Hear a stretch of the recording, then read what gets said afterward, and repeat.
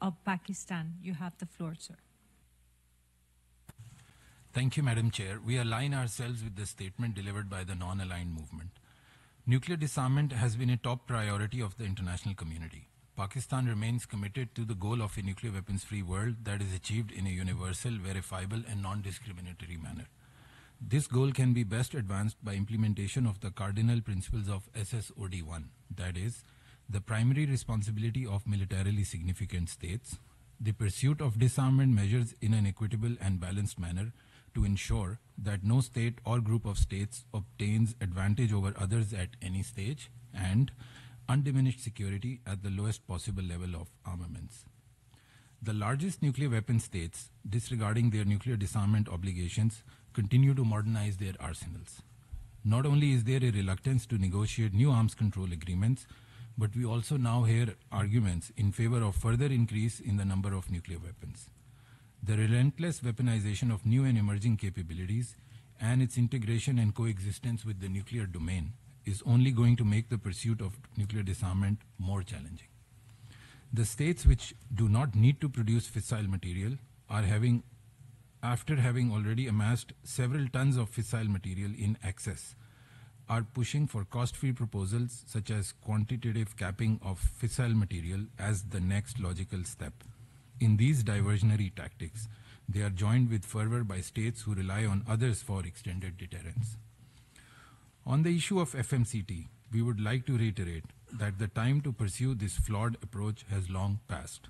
A treaty which only results in a cutoff in the future production of fissile material without including existing stocks in its scope would be a non-starter, given that it would perpetuate asymmetries and will have no added value for nuclear disarmament.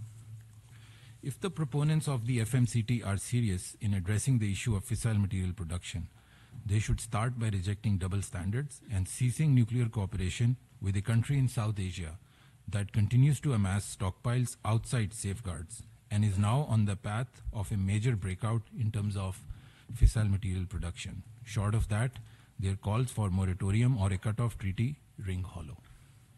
Madam Chair, until the realization of a world without nuclear weapons, negotiating a legal instrument on assuring non-nuclear weapon states against the use or threat of use of nuclear weapons remains the most urgent task.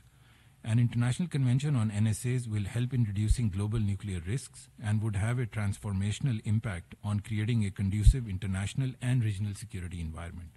In the absence of any security-driven constraint on NSAs, hedging progress on this issue with forward movement on other areas is not helpful. Pakistan will also present its traditional draft resolution on NSAs. We look forward to its adoption with the widest possible support. Madam Chair, in order to make progress in nuclear disarmament, it is also important to acknowledge the link between disarmament and the legitimate imperatives that drive states to acquire these weapons. These drivers could include threats from larger military forces, existence of unresolved disputes, absence of effective security mechanisms, and lack of implementation of the UN Charter and its resolutions. For some others, it may be because of reasons related to prestige and status, when a state aspires to join a certain league of states possessing that capability.